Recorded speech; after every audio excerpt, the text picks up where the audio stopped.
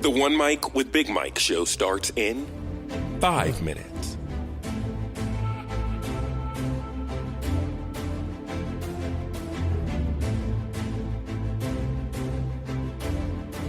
Follow the show on Spreaker.com or the Spreaker app and be a part of the show via the live interactive chat room.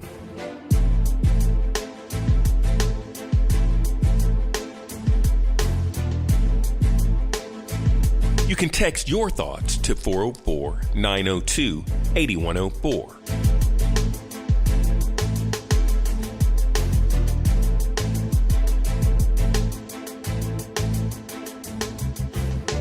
Check out the Facebook live stream at facebook.com/OneMicWithBigMike.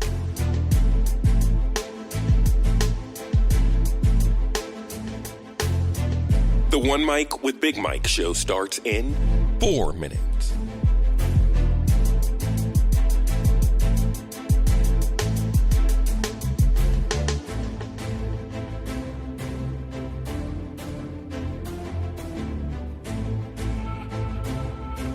Follow the show on Spreaker.com or the Spreaker app and be a part of the show via the live interactive chat room.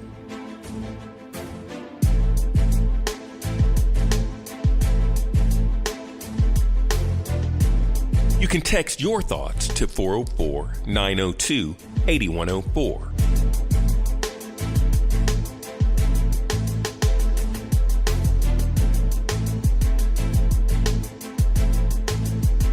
Check out the Facebook live stream at facebook.com/OneMicWithBigMike.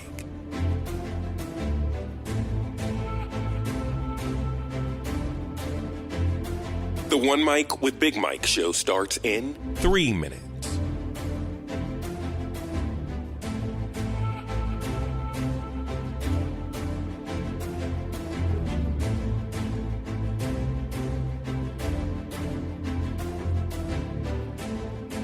Follow the show on Spreaker.com or the Spreaker app and be a part of the show via the live interactive chat room.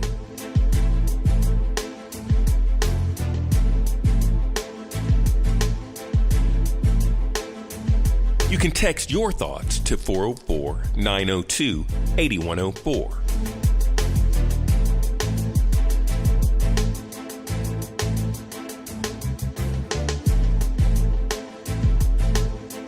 Check out the Facebook live stream at facebook.com/OneMicWithBigMike.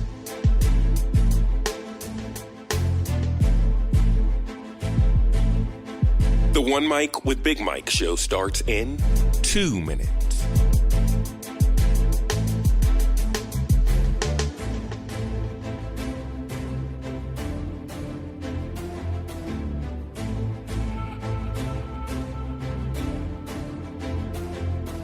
Follow the show on Spreaker.com or the Spreaker app and be a part of the show via the live interactive chat room.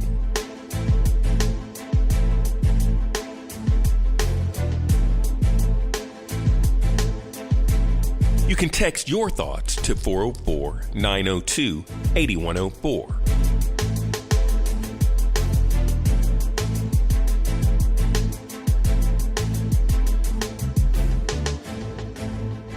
Check out the Facebook live stream at facebook.com/OneMicWithBigMike.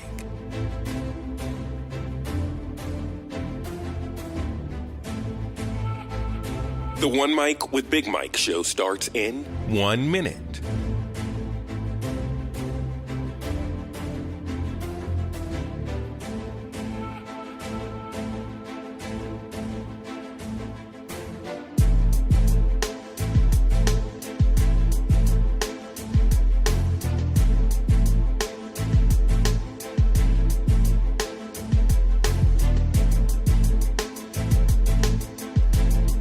The One Mic with Big Mike show starts in 30 seconds.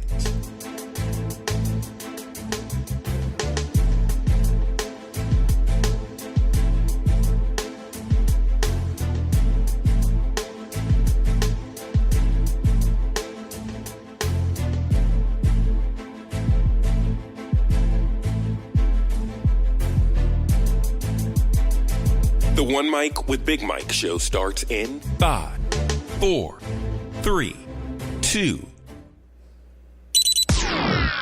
One mic. I'm back. It's the One Mic with Big Mike show. Live. There ain't no goddamn tape. Interactive and on demand. One Mic. Yeah, a sports show. The best move of LeBron's career, man, was dragging his sweaty ball sack right across Draymond Green's the nape of his neck and getting that dude suspended. And so much more. What's going on right now with Donald Trump? This is America, and it tickles me to death when white people are so shocked and appalled by it. What? It's the One Mic with Big Mike show. Of course, it's like anything, like ammonia or you sniffing glue is gonna get you high. You've been warned. The One Mic with Big Mike show starts now. Here he is. He's real cocky, he's real loudmouth, he's real flamboyant. He don't cow down to people. Big Mike.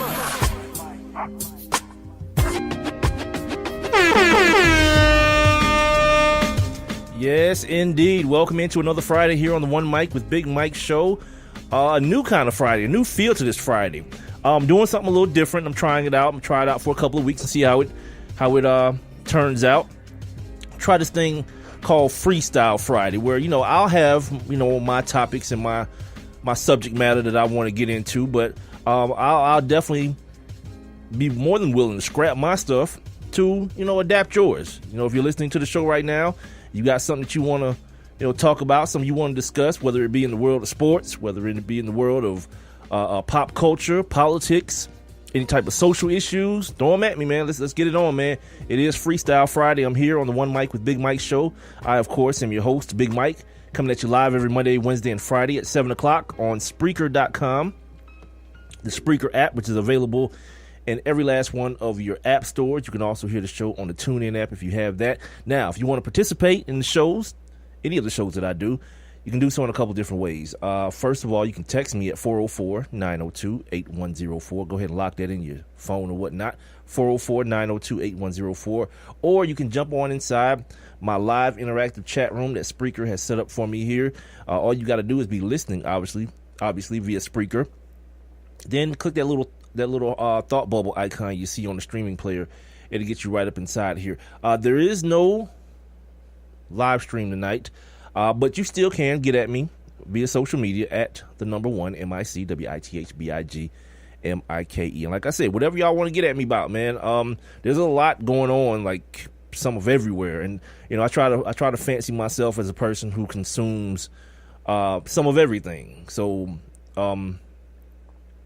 my bet on myself is that if you throw it at me, I'll know what you're talking about. Now I'll have somewhat of an opinion on it. As far as today's show go, no guest tonight. So at the bottom of the hour, I'll take you guys on a trip back in history on my feature that I call On This Day, where I give you guys some tidbits and factoids on particular sports, I guess, events that happened on this particular day in history. As far as everything else, man, like I said, unless you guys throw stuff at me, I got some Major League Baseball stuff to talk about. Shout out to the Houston Astros for winning the World Series in 7 games versus the LA Dodgers the other night. Big up to the city of Houston and to all the people who discovered baseball within the last couple of weeks.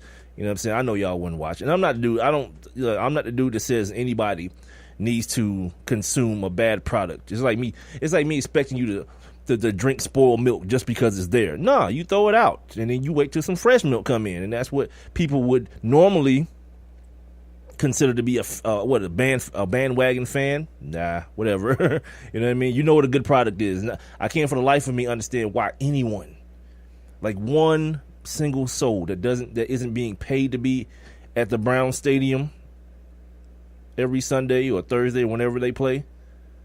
I don't understand why anyone goes there. The only thing I can figure is that there is nothing else on a Sunday afternoon to do in Cleveland. Nothing. There couldn't be anything to do in Cleveland. And that's a damn shame. Speaking of Cleveland, we'll talk about these damn Cavaliers here in a second, man. They're about to take on the Washington Wizards here on ESPN. Got a couple of basketball games on tonight. Before I go any further, I guess I can just go ahead and run down the schedule to you guys real quick. Going on right now or about to start, you got the Bucks and the Pistons. Giannis just played 4 games in 6 nights, man. The Pistons sitting at 5-3 atop the Eastern Conference, I believe, or them and the Magic, who play also up here in a couple of minutes at home against the Chicago Bulls. I've already mentioned the Cavaliers and the Wizards. Pacers and 76ers going on at 7 o'clock. Right now here in my city of Atlanta, we got the Houston Rockets, the Beard, James Harden, taking on whatever that is the Atlanta Hawks call themselves. They're sitting at 1-7. They won their opening game, and people thought they had a little bit of hope. Nah. This is gonna be freshly squeezed dumpster juice down here. The hope is, look at what the Astros did. I don't know that that's necessarily a thing, man, for the NBA. But if you're looking for a glimmer, for some sort of what is it called, silver lining around that gray ass cloud, consider it that. Later on, also you got the Pelicans taking on the Mavericks. You got the Hornets taking on the Spurs. The Toronto Raptors taking on the Utah Jazz. The Miami Heat taking on the Denver Nuggets. The Boston Celtics taking on Oklahoma City. You got Kyrie and Russ. Let's do this. Let's go. Subsequently, by the way, Kyrie and the Boston Celtics is sitting at 6-2. Subsequently, I know it's early, but I just deemed it worthy of mentioning for everyone who lost their damn mind when Gordon Hayward got hurt in the first 5 minutes of the season. And then later on tonight, the last game, the Brooklyn Nets take on the Los Angeles Lakers, almost said Dodgers. D'Angelo Russell going back to the team that drafted him very, very early. I don't remember if it was 2 or 3 or whenever they drafted D'Angelo, but they drafted him hella early out of Ohio State, only to trade him away to make room for what they think is going to be their future in Lonzo Ball, who last night wasn't a good night for the kid, man. I want to talk about that coming up here in just a second. We got some NFL stuff, as usual, you know what I mean? Getting ready for another NFL weekend, more racism or racial stuff going on. Like, I want to also always make sure that I parse those two things, because everything that's racial isn't racist. You know what I mean? Like, sometimes someone says something about another race, and like, just because the person saying it is outside of the race doesn't mean they're racist. It doesn't mean it's racist. I saw a commercial one day about Asian Americans, and one of I think it was a kid, a teenager. Just because I'm Asian, don't assume that I'm good at math. It's like, wait a minute now. Are we not going a little bit too? That's not a bad thing. Like, even if it's not true, it's a good thing. If you are good at math, or if you're not, and somebody assumes that you are, that's like, I always say this. It's like being a black man and somebody just assumes you have a large penis. It's like, are you gonna correct them? Nah, my joint real little. No. You know what I'm saying? Like, certain things are just like, if they are stereotypical. You know what I mean? Like, a lot of times stereotypes are born out of some sort of truth. You know what I mean? And just because they don't apply to 100% of people, it doesn't make someone who points the stereotype out racist. Like, saying white people can't dance. Well, there's plenty of evidence to support that statement. That in and of itself doesn't mean that I'm racist against white people or I have something against white people. Nah, it's just one of those. I mean, I'm not white and I can't dance, but I am the exception and not the rule. Anyway, we got some huge games in the world of NCAA this weekend, so I want to get into that. And I got some weird stuff that I want to talk to you guys about as well, and a little bit of a vocabulary issue that came about today. If you guys listen to the show enough, you know, like, when I try to use different common sayings, I get them wrong a lot. Not as wrong as the prisoners running the prison or whatever, the inmates running the prison. Not as wrong as that. Which, that wasn't wrong. That's pretty accurate. That's how that particular saying goes. But old white man talking about a gang of black people, probably not the best look. But I don't get the stuff that wrong. But I get them wrong a lot of times, and I did it again today. I didn't even do that today. I just read something, saw a word, and said, "Wait a minute, is that what that's been the whole time?" I'll tell you guys what it is later on. But yeah, let's start in the world in English of the NBA, the National Basketball Association. The Cleveland Cavaliers are about to get it on against my man John Wall, Brad Beal, and the boys in Washington. Washington's at home. The Wizards are at home. And the Cavaliers are coming off a 4-game slide, man. They just got it pushed in against the damn Pacers, who, although it is the Eastern Conference, they shouldn't be good. They shouldn't even be close to good. And you guys know I don't do stats on this show very often, but it's worth mentioning in this case. I do it when I think it's appropriate, not just to fill time. Just to give you guys who hadn't been paying attention, I know some of you guys and girls don't pay a lot of attention to basketball during football season, or you wait till Christmas or you wait till football season's over with, whatever. The Cleveland Cavs, the favorites in the East, by far. I already mentioned they dropped 4 in a row. They're only 3-5 on the season through 8 games. This will be their 9th tonight. They lost 124-107 to the Pacers. Tristan Thompson got hurt. He's out with a calf strain. He got the Kardashian curse on him, and plus he put a baby in her. I think I saw that he's got a baby in her. They're allowing 112 points per game. I was going to go ahead and break it down to the percentage or to the decimal point, but no, it's 112 points per game. And meanwhile, you would think with this happening, you look at the situation and say, well, man, LeBron must be struggling. Hell no. LeBron's out here busting ass for triple doubles damn near every night. He had 33, 11, and 8. Well, excuse me, 33, 11 with 8 turnovers. That doesn't count. The turnover stat doesn't count. But you get my point. LeBron's been playing pretty decent basketball, and shooting like 60%, 59% from the damn field. But they're not really getting nothing from JR. They traded 25 points a game away in the form of Kyrie Irving. Dwayne Wade is a ghost. Derrick Rose is, he's a shell of his former self. You got guys like Channing Crowder, Kyle Korver. These names don't incite inspiration necessarily in people. Dwayne Wade even said that no one's scared of the Cavs. I like when people say that in sports. Like even as a kid, people used to say that about, like, if you scared. Like when I was like a freshman in high school playing ball, and like the older kids would be talking about if you scared, and I'm like, what is there to be scared about? we about to play a game.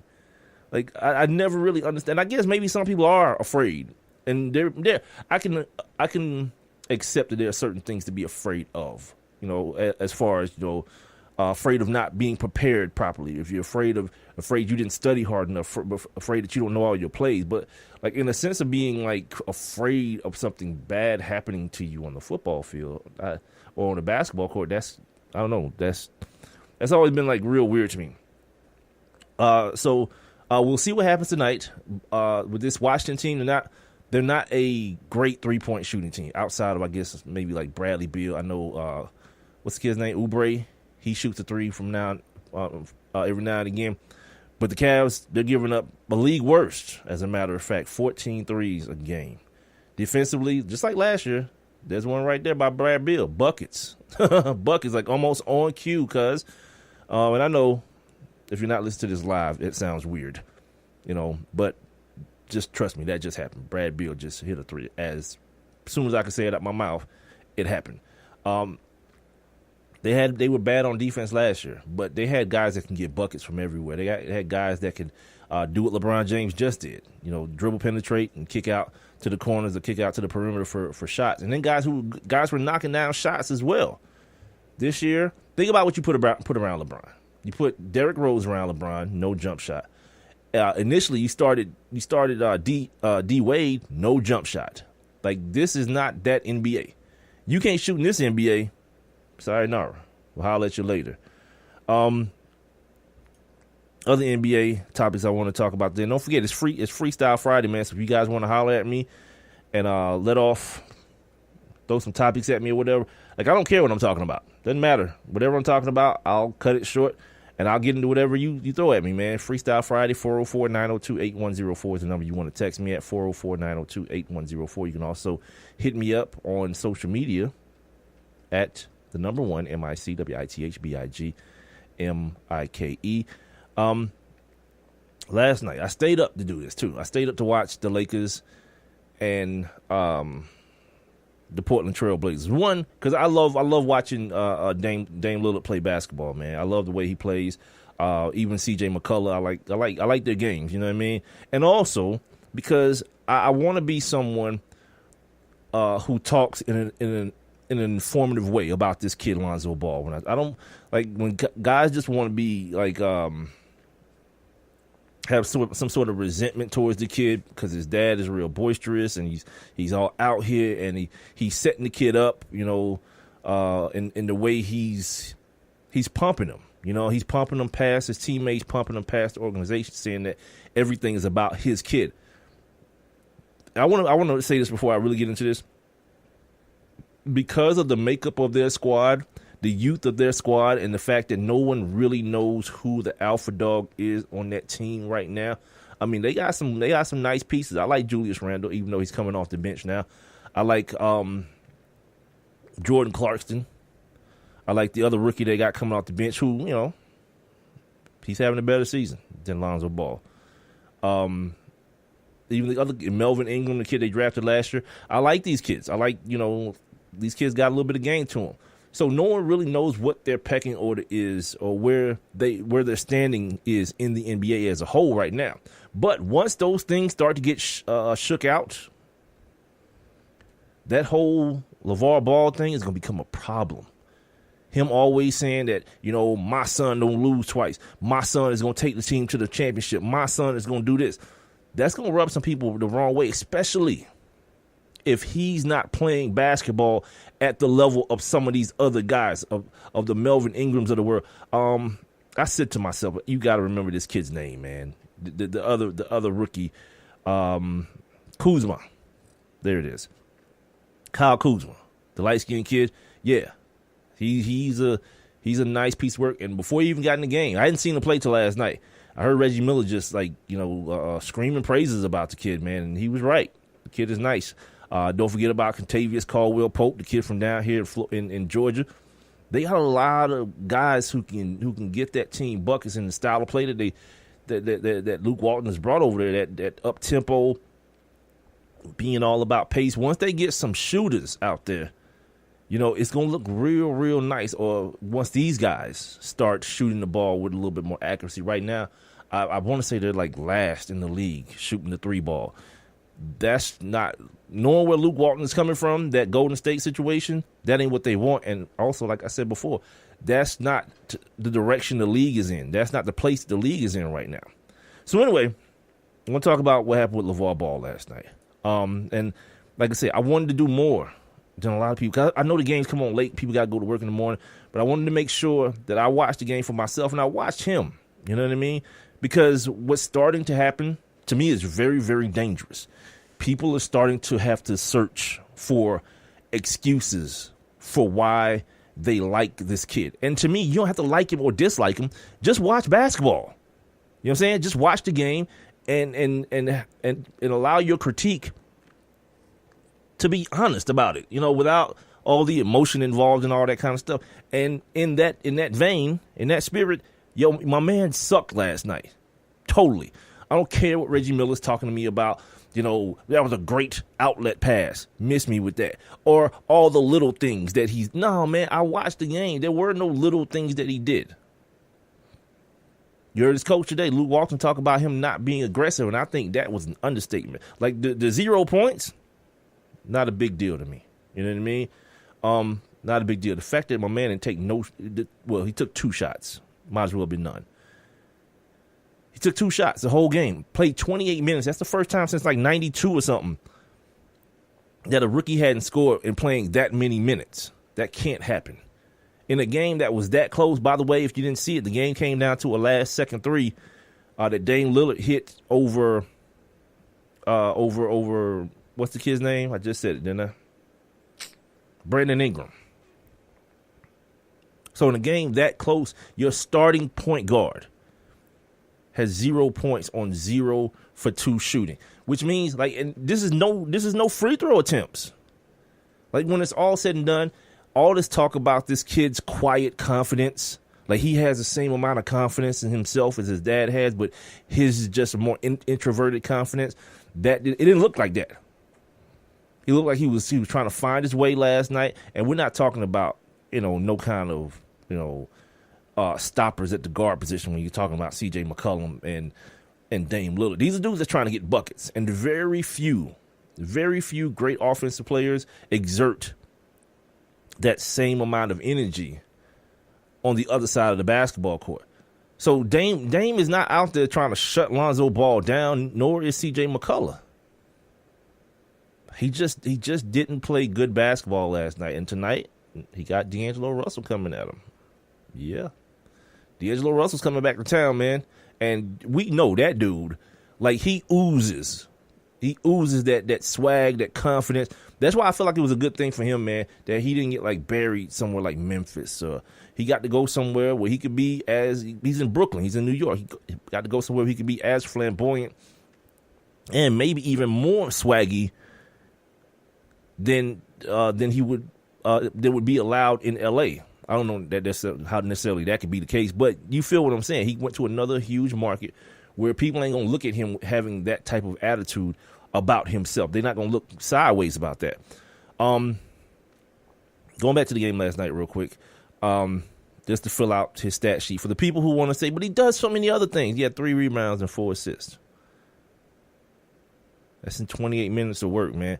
You got to stop people, the people who want to, again, make the excuses for my man and bring up the Jason Kidd comparisons. We can't do that. You know what I'm saying? You start putting numbers side by side. Here was Jason Kidd during his first 4 games of the season. Well, what you're not doing is you're not doing per 100 possessions, though. That's different. Because when Jason Kidd played, when he first got into the league, cats wasn't scoring 120 points. Cats wasn't shooting the 3 ball like they shooting it now.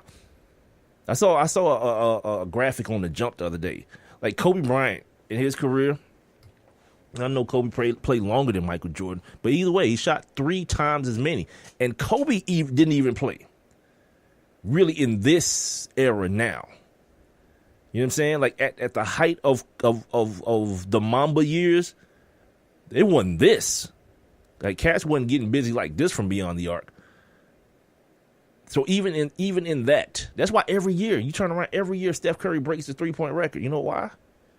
Because no one has ever done it like that before. Not Ray, not Reggie, not any of these great shooters. Dale Ellis, Larry Bird, none of these cats. So when you start talking about Lonzo Ball, his first couple of games in his career are like Jason Kidd. Without romanticizing, use the eye test, man.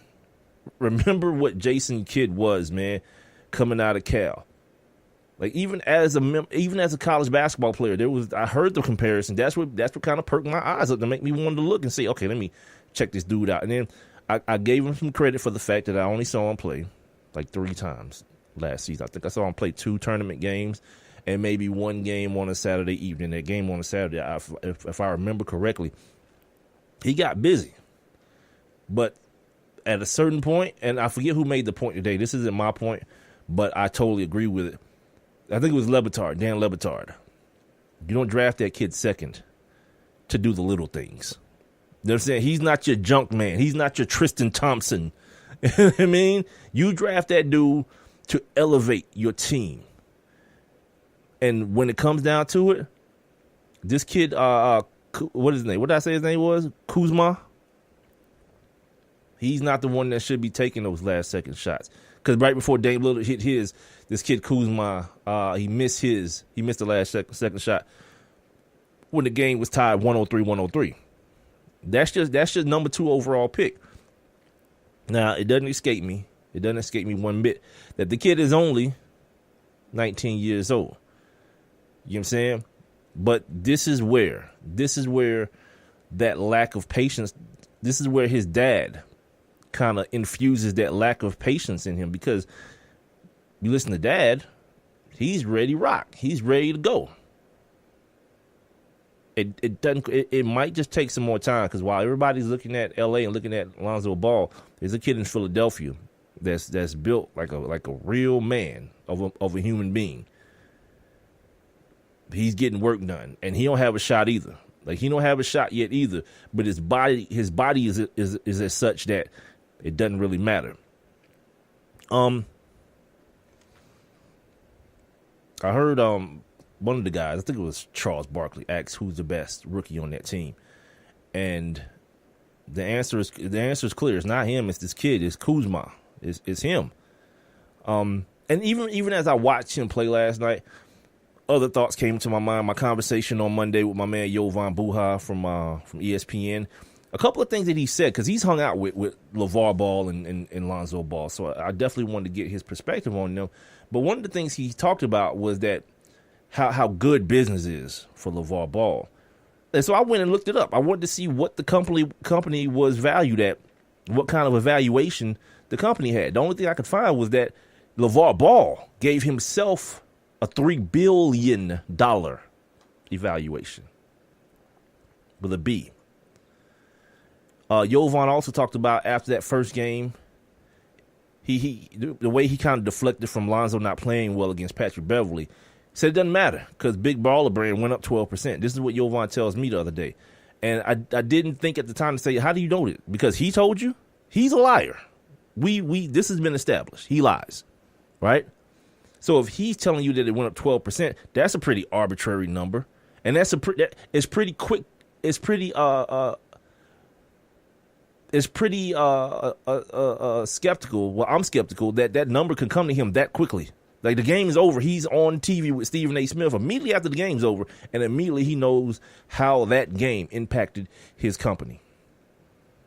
It's just weird. The one thing I did find, though, I found a clip of Damon John. If you guys look at Shark Tank, Damon John of FUBU fame, he was on Rich Eisen's show, and he was talking about, how this kind of stuff will play on Shark Tank. He was also talking about the strategy when you're trying to roll out something like a brand new shoe in this environment where there are 3 brands that are busting down, that are killing the game. Here's what Damon had to say, first of all, about what you got to do as far as your shoe is concerned.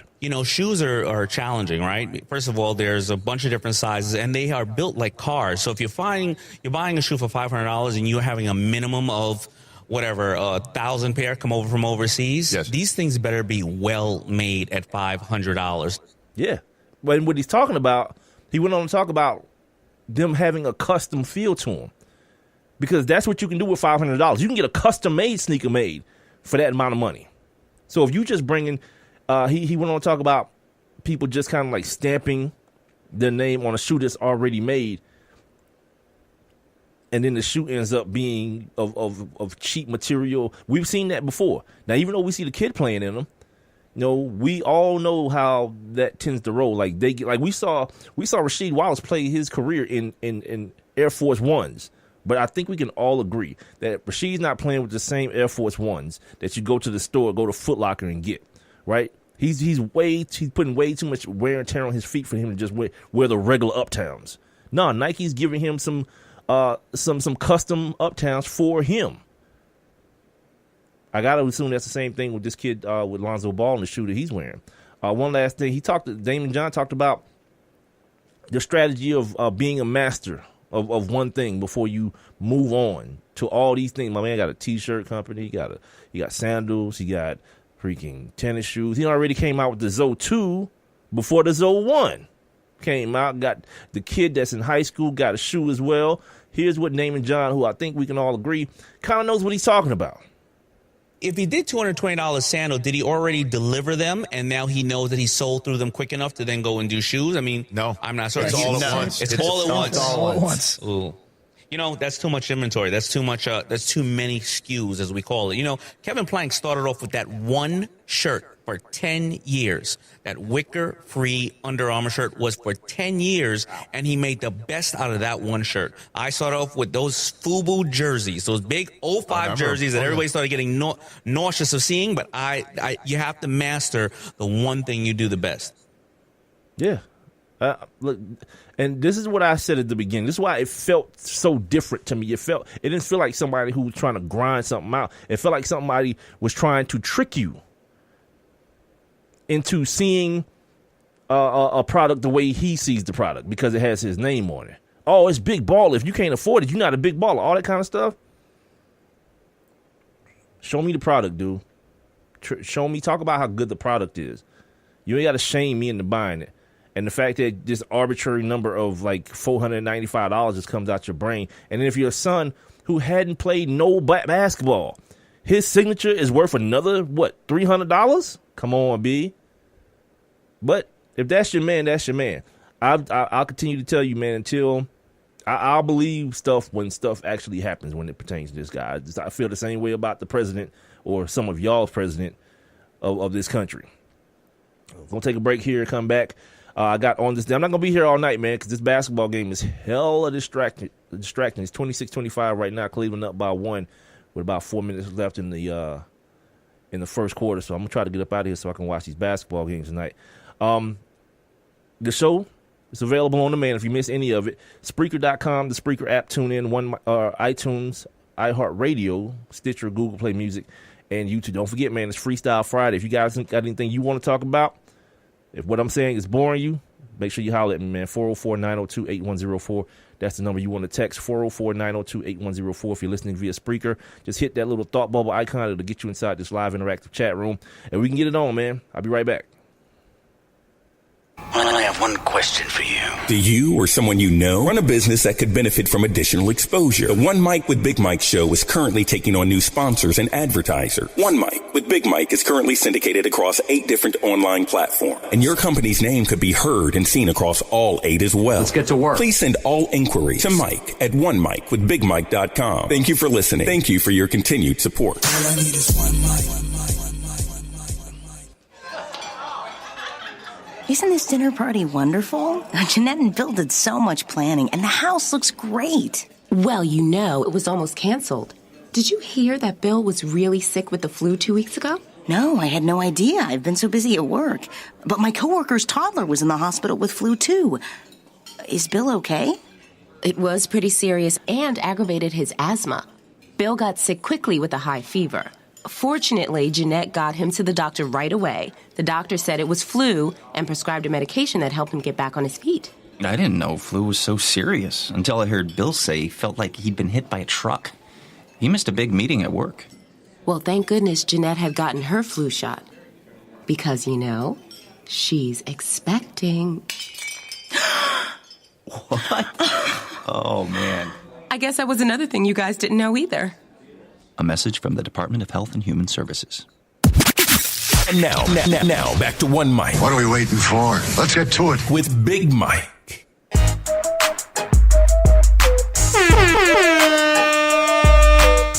Yes, sir, man. We made it to the end of another week here on the One Mic with Big Mike show. Appreciate y'all joining me, man. I know it's like date night or whatever. So if you're out there joining me tonight, man, I appreciate you.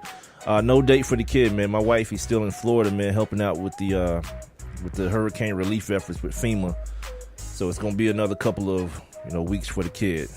Boy, it's rough, man. But I can't be the selfish jerk that I usually am when it comes to this, because people really need help, man. There's people down there still, you know what I'm saying, living out their cars or whatever. So I can't be selfish with the old lady like I want to be. You're listening to me right now, either on Spreaker, the Spreaker app, or on TuneIn. So tell a friend to tell a friend to tell a friend about that Spreaker app. Also, you make sure you sign up for your free Spreaker accounts. And once you do that, once you sign up, follow my show, One Mic with Big Mike. And then you'll get an alert every Monday, Wednesday, and Friday starting at 7 when the show goes live. Also, make sure you guys are following me on social media, liking my Facebook page. All those things are at the same handle, at the number 1 MIC, WITHBIGMIKE. Hey, before I get into On This Day, I got to give a round of applause to somebody. My MFer. This guy, whoever, or girl, because I don't know if it's a male or a female, the person who took Donald Trump's Twitter account, the former employee now of Twitter, who went out in a blaze of glory. Is Derrick Rose hurt again?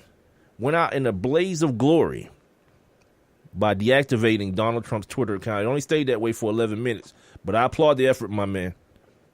I wish you would have deleted it and all his followers and everything. Yeah, this is a case where, and I'm just going to assume that it was a white person because no ramifications have come his way or her way since. Yeah, I'm just going to assume it was a white person. And this is a case where, in one situation where a white person leaving their job made a lot of people happy and not sad. We'll say it that way. All right, let's do it, man. Let's take a look back for the last time this week. Now, let's take a look back. On this day. All right.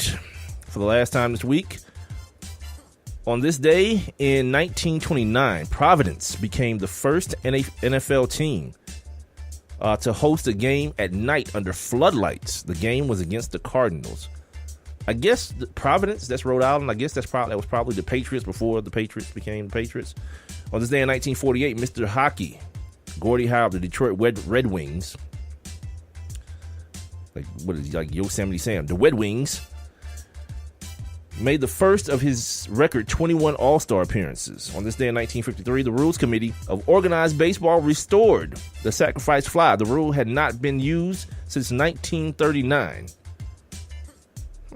I guess you had to just go back to the base after they caught the ball. You couldn't like tag up and move on, which i.e. is the sacrifice fly.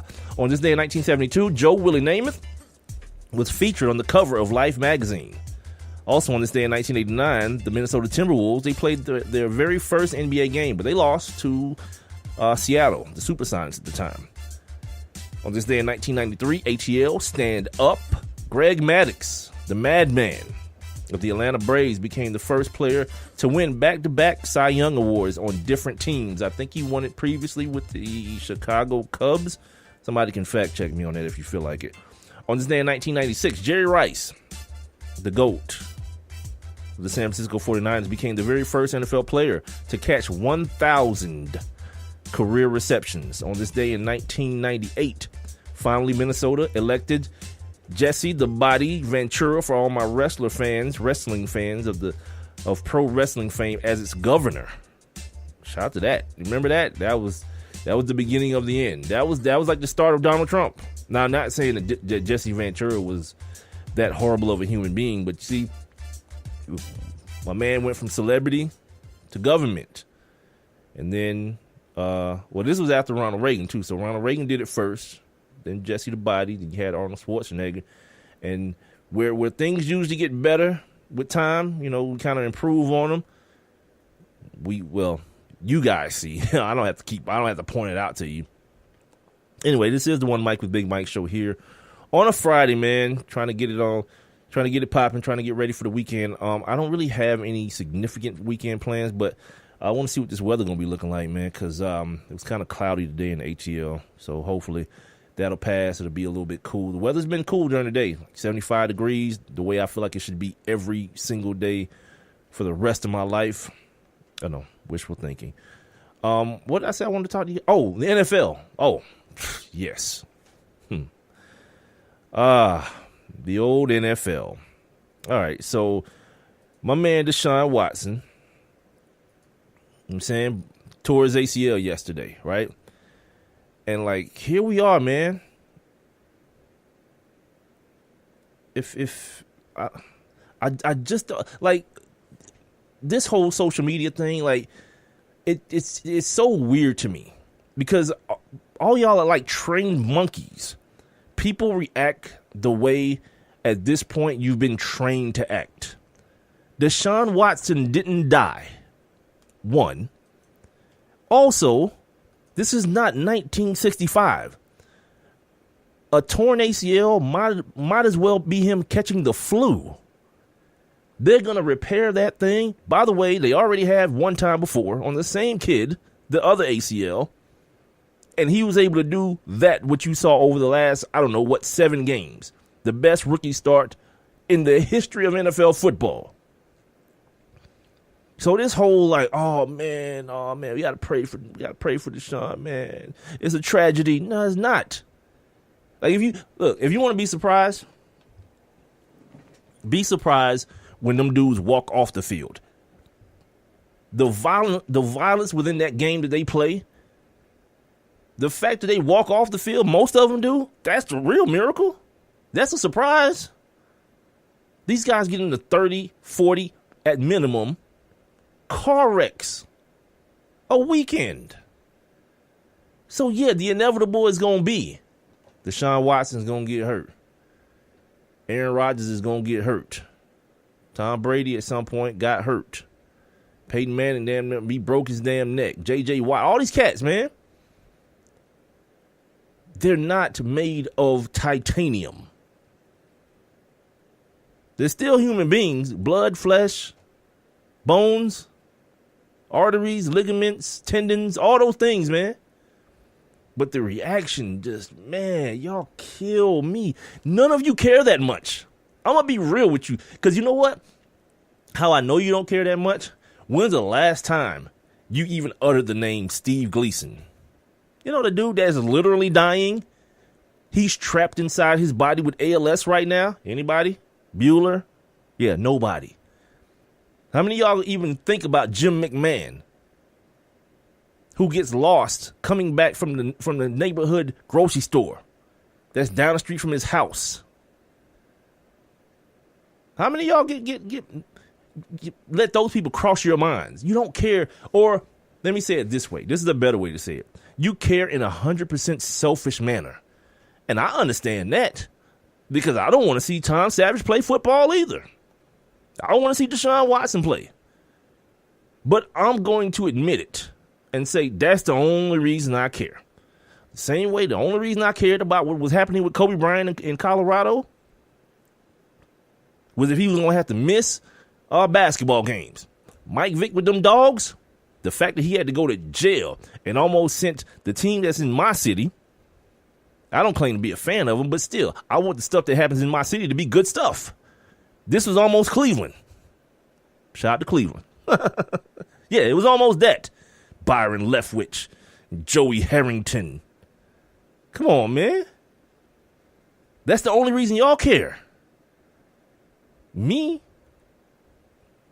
I understand that next year there'll be a different Deshaun Watson.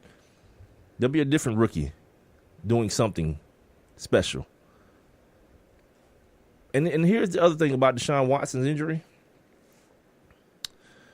There was no guarantee in that. We've seen young quarterbacks come in the league and light up things, and we've seen some sustain it. But we've seen others fall off the cliff. We saw Vince Young make a Pro Bowl his first year out of Texas. And then what happened? You find out Vince Young was emotionally a 7-year-old. I've never had anybody boo me before. Oh, I don't know how to act. Had folks thinking he was about to kill himself because he disappeared for like 48 hours with no cell phone. I'm like, he was at his homie's crib playing video games for 2 days. So we've seen it before. I'm not saying that this kid is built that way. But what I'm always trying to remind you guys of, this is the NFL, man. They replenish talent faster than any other league. You know what I mean? We get to have LeBron for 10, 15 years. That stuff Tom Brady's doing, that 20-year stuff, the stuff that's going on in New Orleans with Drew Brees, that ain't normal. Like, the norm is somewhere between RG3 and Tom Brady. The norm is like somewhere in there, in that gray area. Shout out to my man, I Am No Dose, man. He's up in the chat room, man. He didn't hear me talk about it. It's Freestyle Friday, man. This is the first one, I Am No Dose. So if you want to talk about something, throw it at me, homie. I'm here. I don't have to talk about this Deshaun Watson thing. I really don't have to talk about this, to be honest with you. I'd rather talk about something else. Because I think sports fans are stupid. And you couple that with them already being stupid, like in the way that they feel like they can affect what's happening on the football field, on the basketball court, or the baseball diamond. Couple that with this overreaction, this reaction as though people die when they get hurt, and they play the most violent sport. My God, I used to tell people when I was playing in college, and folks couldn't understand sometimes, the things that would happen, the things that we would put our bodies through. And I would just remind people, it's a very unnatural sport. It's the most unnatural sport. And I always use my dad as an example. My dad he's not an athlete. He never was. I think my dad cycled back in the day. So yeah, you can call it athletic. But what I mean is he's never played any type of field or court sport. But if you give my dad a wadded up piece of paper and it's like an open trash can somewhere, you know what he's going to try to do? What most people do, he's going to try to shoot it in the basket. It's something that we naturally do. The same way if I throw that piece of paper at him, he's going to try to catch it. Like in baseball, right? In football, what you're asked to do with your body is stop another human being's body that's moving at you probably full speed, and you've got to use your body in some sort of way to stop him from moving in the other direction. Your natural reaction in those situations is to get out the way. You have to go against everything that nature's telling you to do to play football. So the fact that most of these guys, these pumped up HGH field dudes, are able to walk off the field every week, let that be the surprise. It's no surprise to me that Deshaun Watson's laying down on the football field. That this dude last week that almost lost his leg, that Teddy Bridgewater almost lost his leg last year. This is the game they play. Don't let the NFL fool you with that bull crap. We're trying to make the game safer. It's not. If it's going to be what it is, it's not going to be no safer. Anyway, moving on. For those of you who are Cowboys fans, shout out to y'all. Ezekiel Elliott fighting a good fight, you know what I mean? This was described as a Hail Mary, and by God, somebody caught it. Ezekiel Elliott's going to play this week against the Kansas City Chiefs. I am no dose. He said it again today. I'm not an abuser. The stuff that they're accusing me of, I didn't do, and I have to fight. So he is continuing to say that this is something that he didn't do, and he also mentioned that it's bigger than football. You know what I'm saying? Because they asked him about maybe possibly the longer he waits or the longer this goes on, people feel like it's an inevitable loss for him. And if the suspension hits any later than a certain date, of course, he's going to miss playoff games if the team, in fact, makes it to the playoffs, which at this point, there is no guarantee in that. The Eagles are pretty much running away with the division. They have to play the Cowboys twice, of course. But as of right now, let me find my note to tell you guys who don't know, if you've been at work all day, you weren't privy to the information, let you guys know exactly how this thing went down. All right. A federal appeals court in New York on Friday morning, temporarily blocked an earlier ruling and said Elliott could play at least this Sunday against the Chiefs. So right now, man, homie's on you know what I'm saying? He's on a week to week.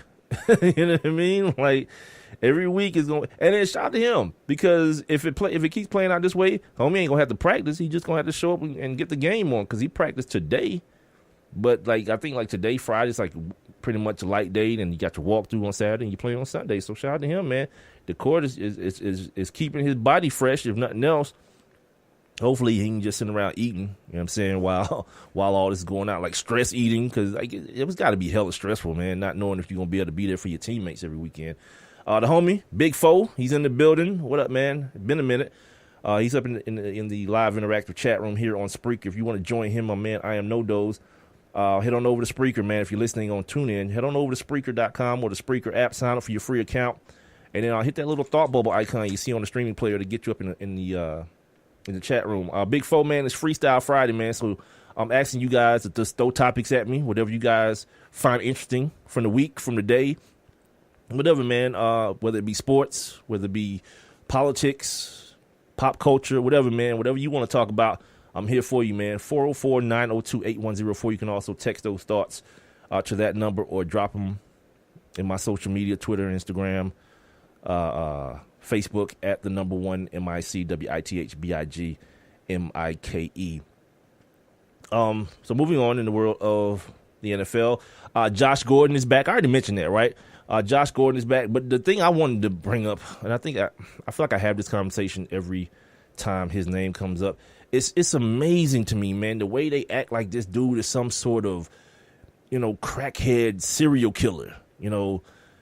I saw this article the other day. The league is going to regret taking a chance on Josh Gordon. What is he going to do? Start murdering his teammates or something? The dude was smoking weed. The thing that's in some form legal in this country in 40 states, is it? Somebody can fact check that. I don't want to be too wrong on that, but I think it's somewhere around 40 states that marijuana in some form, medical or medical and recreational, is legal in some form in this country. But yet they treat this dude like he's got some sort of, meth problem, crack problem. Meanwhile, the Miami Dolphins employing a coach that actually does have a cocaine problem. But it's America, so spelt with 3 Ks, by the way. So they want you to believe this country would like you to believe that cocaine is in some way is different than crack. That's funny. We talked about the Papa John's thing the other day. That's kind of gotten some some legs. And apparently Papa John lost like $70 million that day. The day he came out and said that the NFL and their players, they're sitting here protesting, and it's costing him money. Well, that opened up a lot of things. One thing it opened up is a nice little bit of pettiness from people like Pizza Hut. And I only know who else did this. Was it DiGiorno that did the Suge Knight thing? If you want to come make pizzas for a pizza company that got an owner that ain't trying to be all up in the commercials, like come to DiGiorno's or come to Pizza Hut. I forget which one it was. But it's like, yeah, a whole lot of petty ass stuff has come out, which I'm all about. Yeah, screw that dude.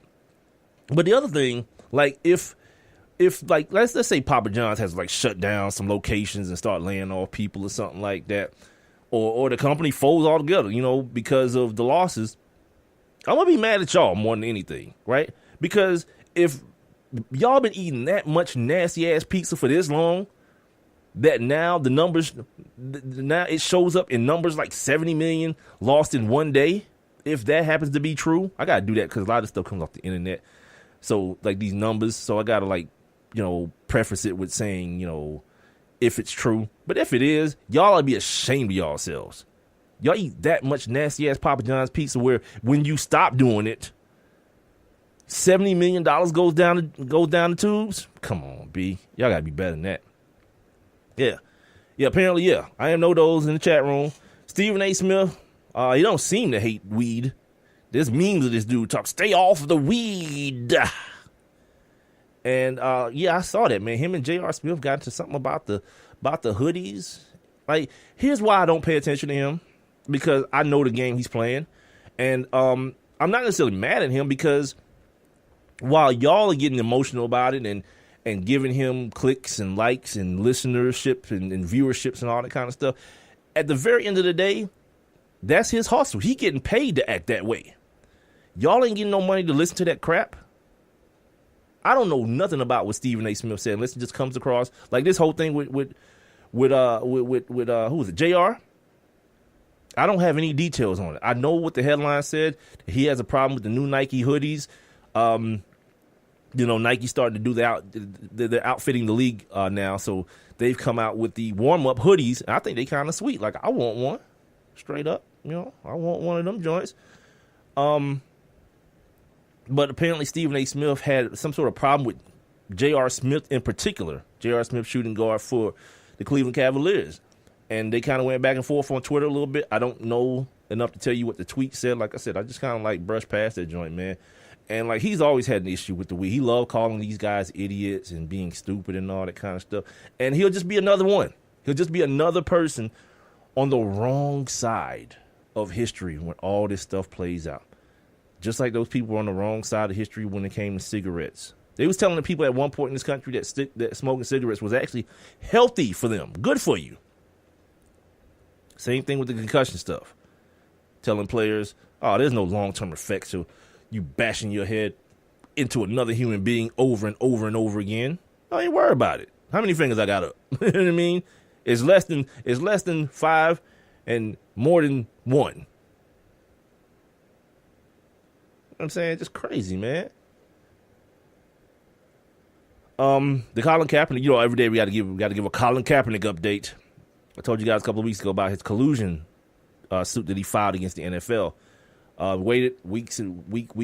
Speaking of hoodies, I'm looking at JR wearing his now. He's like the big FU, throw up the middle finger to Stephen A. Smith. I'm all about that life. So the collusion case is moving forward, and a couple of these big-time owners are being looked upon to be deposed. Jerry Jones, Robert Kraft, everybody's favorite warden, Bob McNair. They want emails from these cats. They want emails, phone records. That's a scary synopsis, right? Especially for these rich, control freak billionaire owners of these teams. Let me make sure I clarify. Owners of these teams. That's a scary proposition. Has to be. You know what I mean? And if like these same type of people that work for like Trump that feel like if they delete the emails or whatever, the people who are in charge of pulling these things can't tell that you deleted the what do they call? It's like cyber forensics people. Those folks, yeah, they just gonna easily dig up your stuff. Like, hey, what was you trying to hide, pimp?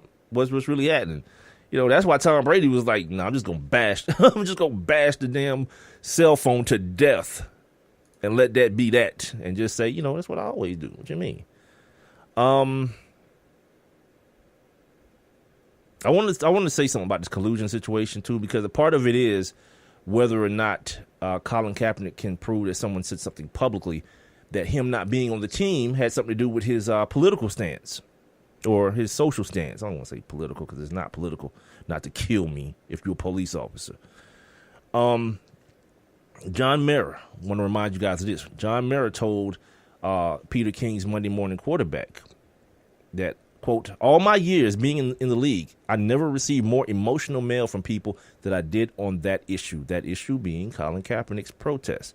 If any of your players ever do that, we are never coming to another Giants game. It wasn't one or two letters. It was a lot. It's an emotional issue for a lot of people, more so than any other issue I've run into." You don't think that had anything to do with his decision of going with, let's say, Geno instead of Kaepernick as a free agent quarterback? Yeah. Like, half the people that's going to hear this show, both of you, are going to be like, what? Geno Smith is in the league? Yeah, he plays for the Giants. Giants suck, yeah. And Geno Smith is on the team. I'm not going to say one thing necessarily has to do with the other, but hey, you put two and two together and see what you come up with. It's Geno Smith being bad and his badness running rampant on that team. Everybody's getting hurt. I saw this article today too about that, about, you know, the amount of people that are getting hurt. It's at an all-time high in the last like 5 or 6 years of people getting hurt. And there's a lot of different reasons of why people think it's happening. I've always maintained that it's because of what happened in this current CBA with the lack of practices. People thought that was going to keep, like, the older players put that in, like these practices being eliminated, the time of practice, the amount of contact practices you're able to have. Older players who negotiated this CBA put that in to extend their careers.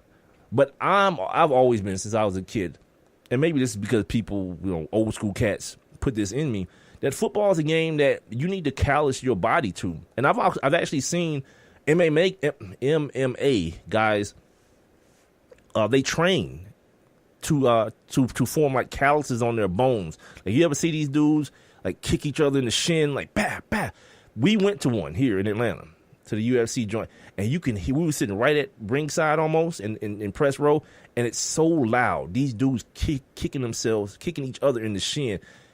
It's amazing. I've only seen one dude, Anderson Silva's leg broke one time because the dude who he was kicking, there's a technique that you can use to like bend your knee, and where the person kicks you in the knee and not in the shin, and he shattered Anderson Silva's leg. It's tibula, I think it is. Anyway, what I'm saying is that I've always felt like you needed that contact, that practice before. Like, you can't have no contact, then jump into the game and just ramp it up, you know, ramp your body up. The same way with running, you know what I mean? Guys tearing ACLs and things of that nature, because you're kind of just going through the motion for 5 days. Then on that 6th day, you're trying to like turn it on all of a sudden. Yeah, your ligaments is like, what the hell happened? Pam, bam. They're just like rubber bands, you know what I mean? Like, once those rubber bands like dry out and they're not used enough, you pick up an old rubber band, you try to pull it, it's gonna break. I ain't no doctor. I did stay in a Holiday Inn suite last night though. Nah, I'm playing.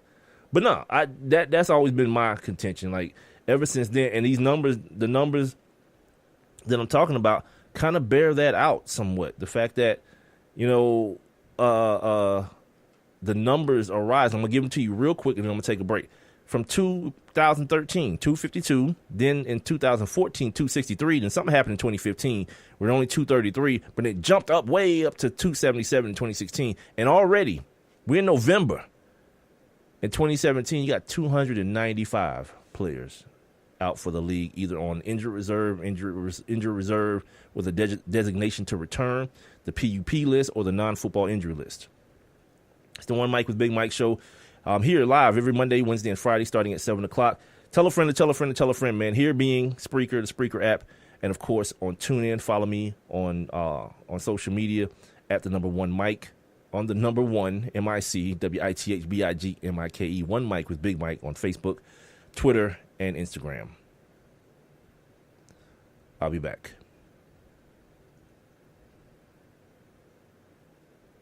I have one question for you. Do you or someone you know run a business that could benefit from additional exposure? The One Mike with Big Mike show is currently taking on new sponsors and advertisers. One Mike with Big Mike is currently syndicated across 8 different online platforms, and your company's name could be heard and seen across all 8 as well. Let's get to work. Please send all inquiries to Mike at onemikewithbigmike.com. Thank you for listening. Thank you for your continued support. All I need is one mic.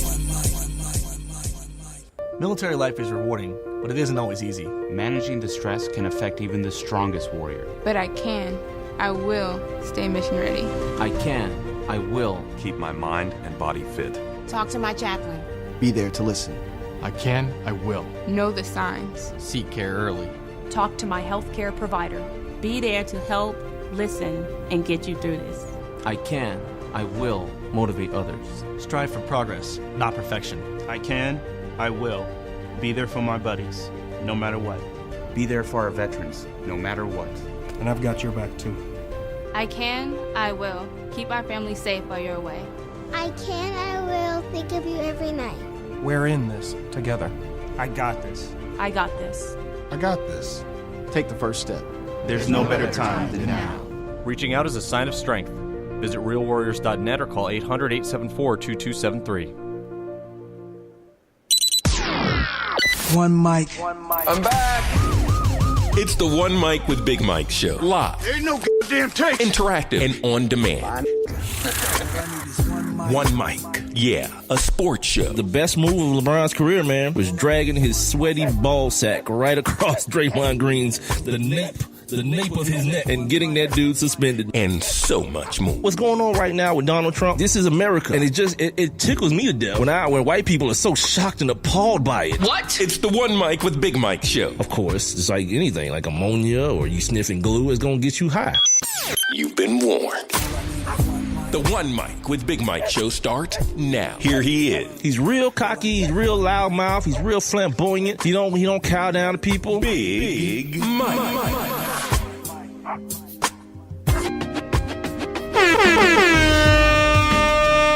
Yep, that sound means it's Friday, man. We made it to another one. It is the One Mike with Big Mike show. Don't forget, man, if you missed any of the first hour of the show, if you plan on missing any of the second hour, it's always going to be available to you. This and every show that I've ever done available to you on demand via Spreaker.com, Spreaker.com, the Spreaker app, on TuneIn, iTunes, iHeartRadio, Stitcher, Google Play Music, and YouTube. There is no Facebook live stream tonight. Sorry about that. Has some technical issues with that situation. We'll try to get them cleared up. I'll try to get them cleared up over the weekend or whatnot.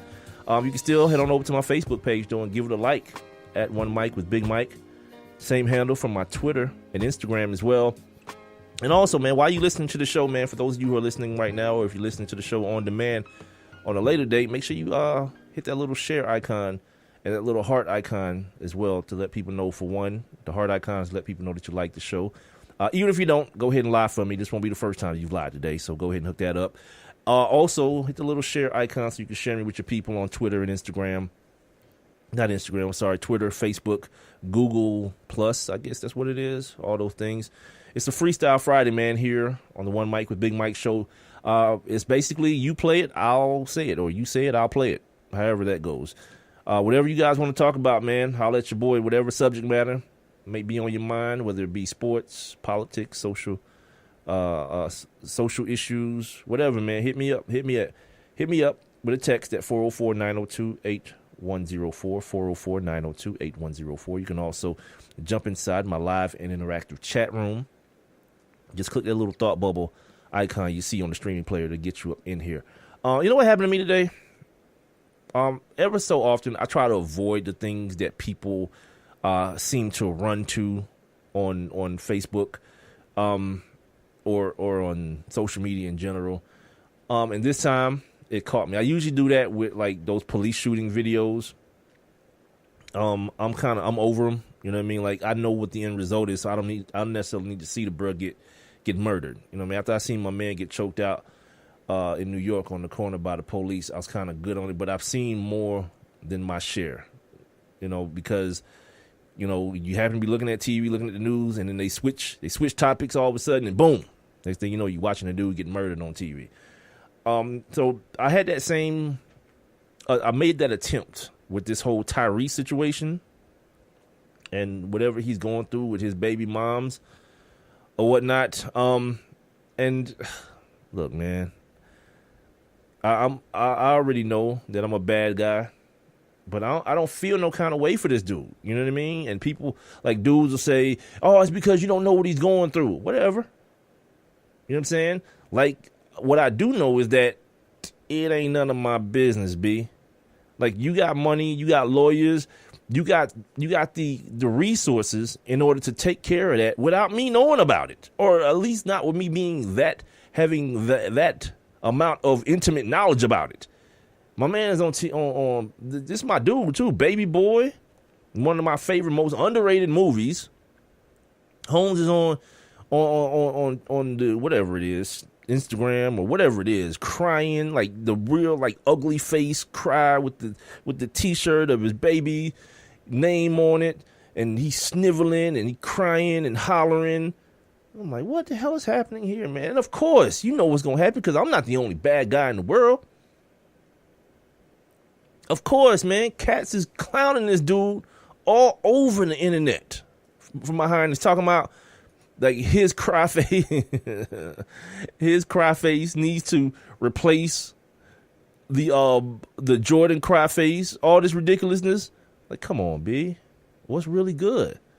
I used to always tell cats, like, you know, like younger cats than me, man, like, if you got a problem with your old lady, there's a few things you don't want to do, and they all revolve around leaving evidence. Because if you're not 100% sure that this woman, like, loved you like that, or that she's going to take you back, or even if she do take you back, you don't want her to have nothing to hold over your head, do not leave her no voicemail crying and begging and all that, because all you doing then is providing entertainment for her and her friends. Don't send no text message of the same nature, none of that. If she don't want to talk to you, be a man, homie. Move on. Especially if you effed up. Move on, pimp. Yeah, I'm talking about this Tyrese thing. I feel like I have to now. I tried to avoid it, but today I'm sitting here. I got Deezus and Mero on. I don't know if you guys check out Deezus and Mero on Vice. It's mad crazy and ignorant, and I'm kind of jealous and mad that me and my man didn't get the same opportunity, because that's all our show was at one point. But yeah, I'm watching that. And then they're previewing it, and I can't find the remote to turn the channel. So yeah, I end up seeing this Tyrese situation, and it's a horrible situation, and not the situation itself. That is what it is. That's a rich person going through regular people problems. And from what I understand, the problem that he's in and why he can't see the little girls because he gave her ass whooping or something like that. Yeah, dude, it's 2017, man. They decided that no one should whoop their kids' ass, only so that they can find a reason to shoot them later as they get older. You know what I mean? No ass whoopings. So you got to do all that timeout, and I don't know what they do now. You probably can't do that no more. You probably can't do timeout and in the corner and all this kind of things no more, because everybody want to be in your business and tell you what to do with your kids until your kids become their problem. But that's another story for another day. So yeah, this whole Tyrese thing, it was set up, man. That too. See, that's the other thing too. Like, you get to see what kind of dude cats are when somebody else around them getting money. That dude hit The Rock, Dwayne Johnson, the most popular human being maybe on earth, and definitely in the acting world. Apparently, and I kind of do know a little bit about this, they're going to spin off the Fast and Furious franchise and kind of transition it into where it's a the movie starts starring The Rock and what's the other dude's name? Handsome Rob, Jason Statham. And Tyrese is kind of butthurt about that because apparently people were supposed to talk to him about it before these decisions were made in his mind, and they didn't. And The Rock is like, dude, yeah, I'm good, dude. I'm getting my money. Get yours. You know what I mean? You got the Transformer thing rocking. He's a part of 2 franchises, Tyrese is. He's part of the Fast and Furious one and a part of the Transformer one. Like, do your thing. The Rock is going to do his thing, but then that whole situation of, like, we're family. I've already given you guys my synopsis on that whole bull crap. You know, the whole work family thing. No, there's 2 things. There's work and then there's family. Work family, don't know what that is. You know what I'm saying? Like when I go home and I sit down to pay my bills, they have no effect on what happens at your crib. Unless we are actually family at work, and that'd be a different thing. But that whole, we're work family. And then what happens when I get fired then? Y'all gonna chip in on this light bill around here? No. I never got into that stuff, man. And that's big in radio too. You know, it's the 92.9 The Game family. Nah, I got my own family, dude. I don't need to be adopted by anyone. You know what I mean? But yeah, Tyrese pulled that on The Rock. It's a Fast and the Furious family. Yeah, meanwhile, Ving Rhames is like, really? We are? He don't know nothing about that. But this social media stuff got folks losing their damn mind, man, and going crazy and doing weird ass stuff, man, that I started thinking like no wonder I can't be famous because that ain't in my DNA. I'll be the dude to show up at work, do my gig, and just disappear, like live in obscurity. These MFers want people to know about all these stuff, B, everything. Right on, brother. I hope it works out for you, which I really don't care. I don't care if it works out for him or not. You know what I mean? You know, the fact that there's a child involved in it is kind of like crazy. But the fact of the matter is, though, I remember hearing Tyrese on the radio here talking about how he cheated on his old lady and got caught and whatever. Like, once you get to that point, man, and you piss a woman off, depending on who that woman is, yeah, it's going to take a minute. It's going to take a minute to get back on track with that situation, homie. See, here's one. The USC player. I have no those just threw this at me. The USC player getting charged with what? Sexual assault? I almost want to say I saw this and just skimmed past it, to be honest with you, man. I don't know about this one. I don't think. The only thing that caught my attention today about USC and yesterday as well was the kid Sam Darnold considering going back to school if the Browns end up with the number 1 pick. Now, on premise, I'm with him. You don't want that life, but on on a different level, like, cuz you being kind of presumptuous, B. You know what I mean? Like, everybody's told me at the beginning of the year how good this kid was going to be after seeing him play, in like 8 games. And then I saw him play. Oh, that dude, that was a couple of weeks ago. Oh, they going to charge him? Look here. Here's the thing about that. This was the inevitable. Yeah, Sam Darnold's an idiot. He's presuming that he's going to be the first pick overall, blah, blah, blah, blah, blah. But yeah, this situation, I thought you meant something recent. Yeah, this thing about this kid, and I guess him being charged is the recent part of it. Couple of weeks ago, after USC got upset, these kids love to come on the field, man. After a big game, they like to rush the court and rush the field and all that kind of stuff. And people keep making compromise for it, especially in football, because it used to be cats would go out there and tear down the goalposts and walk down the street with the goalposts, and it was costing the university money. So then they invested in these like retractable goalposts. So when things like that happen, the goalposts like go into the ground or something of that nature. So that didn't happen anymore. But I've always said that's the dumbest thing in the world. Like, cuz you got a ticket to the game to watch it. You're not a part of it. This is another reason fans are idiots, because those people are on the football field because they feel like they need to be a part of what those dudes just did. Nothing you did contributed to it. You know what I mean?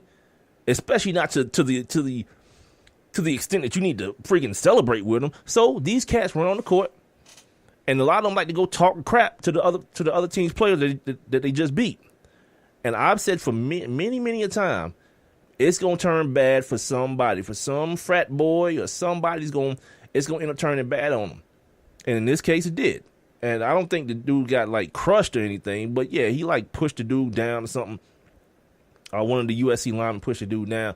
And now I guess they're going to try to file charges on him. I'm like, nah, cuz. I would make the argument you're not supposed to be here. I'm still emotionally charged from this game. I'm out here really in a different state of mind. And you want to come out here and get into this space? You deserve to get your ass knocked out. This is the kind of stuff that I need to be on the jury for. Just common sense kind of stuff. You going home, B. You're not going to jail. You going home.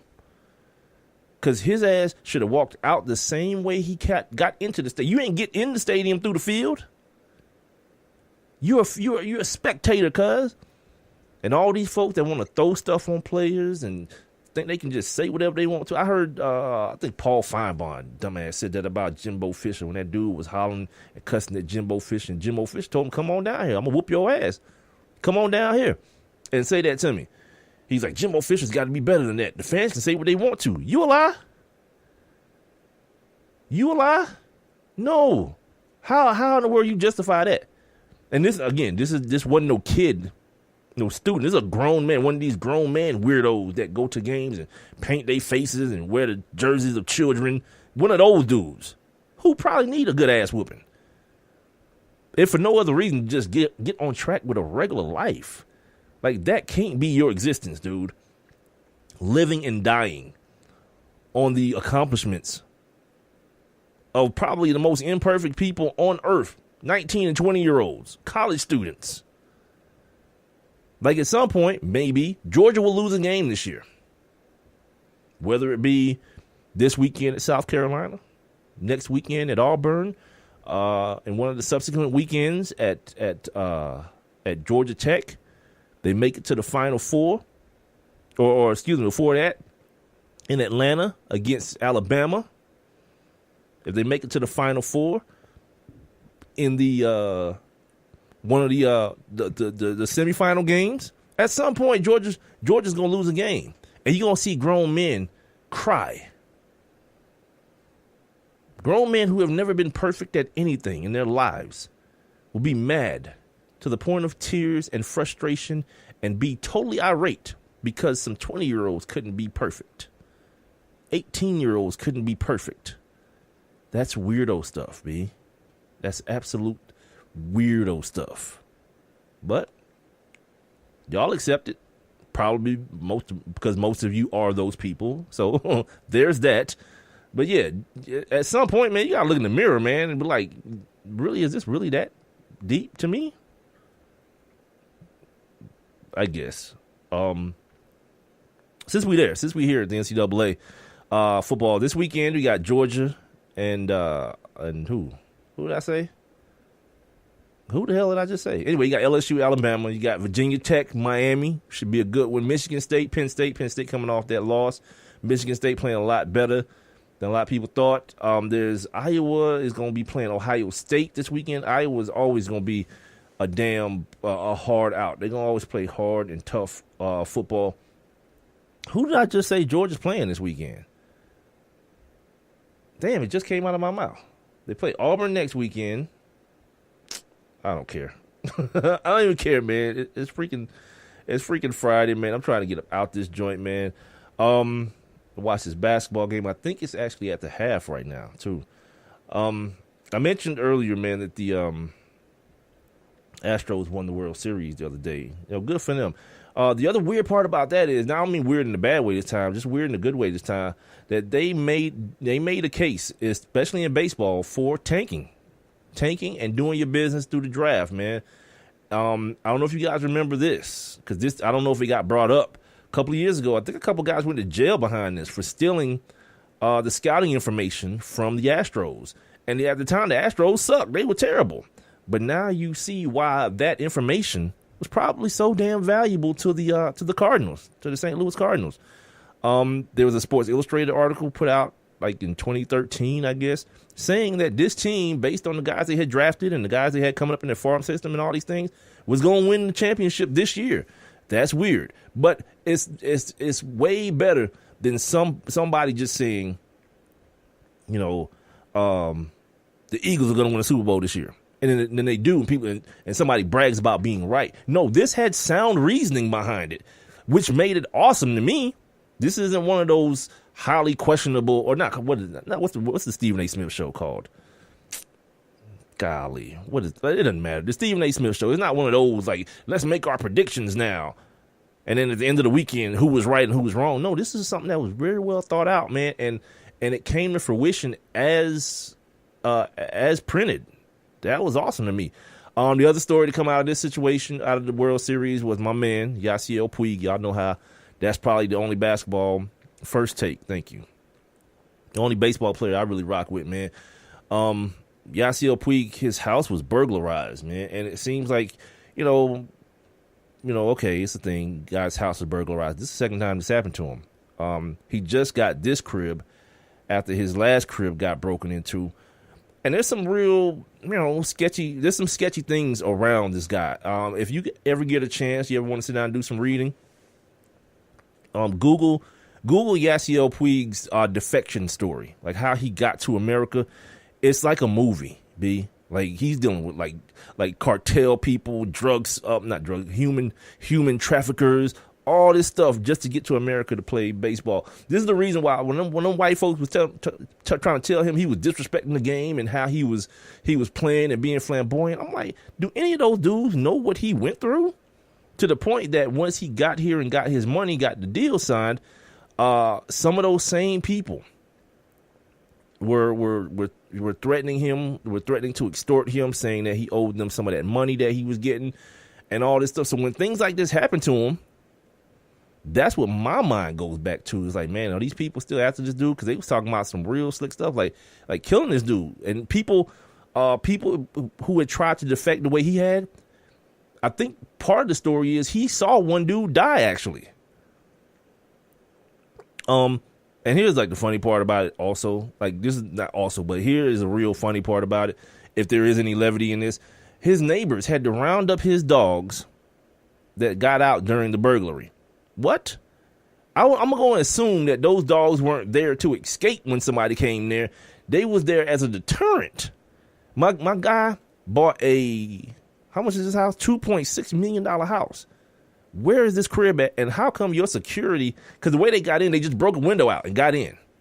How is your security not at least to the level where like people got to like break some codes or something, or, short circuit something? Like, you can't just if I got a $2.6 million house, dude, you can't just break a window and get in my joint.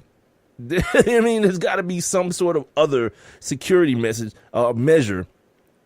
Then especially except for these punk ass dogs he had that ran, they didn't even take care of the robbers. They ran to the point the neighbors had to wrangle them back up, so they wouldn't get away all the way. My gosh, yeah, Yasiel, you need to take them down to the pound and trade them in for a new breed, cuzzo. Here's something I thought was funny before I get out of here for the night. Apparently, Jimmy Garoppolo was wearing number 7 for the 49ers. I don't know what the story is behind that. I don't know if he chose that number, but yeah, that's going to be weird. I don't know if that's necessarily going to make people forget about Kaepernick. I don't know. Maybe if Jimmy Garoppolo turns into the next Steve Young, we'll start associating numbers. Well, not we. They. They will start associating that number with Jimmy Garoppolo and not Colin Kaepernick. I don't know if that's necessarily the plan, or I don't even remember. No, Garoppolo had number 10 or something in in New England. Either way, one last thing before I get out of here for the night. This happened to me earlier today, and it's something that happens to me regularly. But this time, I don't even necessarily take fault in this. While reading one of these articles I was reading today, I read the term. It was about someone's medal, showing your medal, right? Showing your medal as far as your resilience in a situation, right? And I saw it written as METTLE, and I posted that on Facebook. That the whole time I thought it was MEDAL, like the way you would get a medal from like the Olympics or something when someone said you got to show your medal. Like show that you worthy type of situation. But apparently it's METTLE, and that word means a person's ability to cope well with difficulties or to face a demanding situation in a spirited and resilient way. I don't know how many of you guys knew that already, or how many of you guys would admit to not knowing it, but I'm gonna be real. I didn't know it. It's just like that whole, pull the hat out the cat or hat out the bag. Hat out the bag sounds a lot better. It makes more sense to me than pull the cat out the bag. Or what is it? Let the cat out the bag? Yeah, you let the hat out the bag. No one would put a cat in the bag. Ever. You know what I mean? My way sounds better. So in this situation, I'm going to do the same thing. Yeah. I'm going with metal. MEDAL. I'm not going with metal. METTLE. That don't even sound right. That don't even sound like a real word. That sounds like a made up word. Yeah. Hashtag stay woke. Anyway, man, this was the first Freestyle Friday. We'll do it again next Friday, man. We'll do it for the next couple of Fridays, man.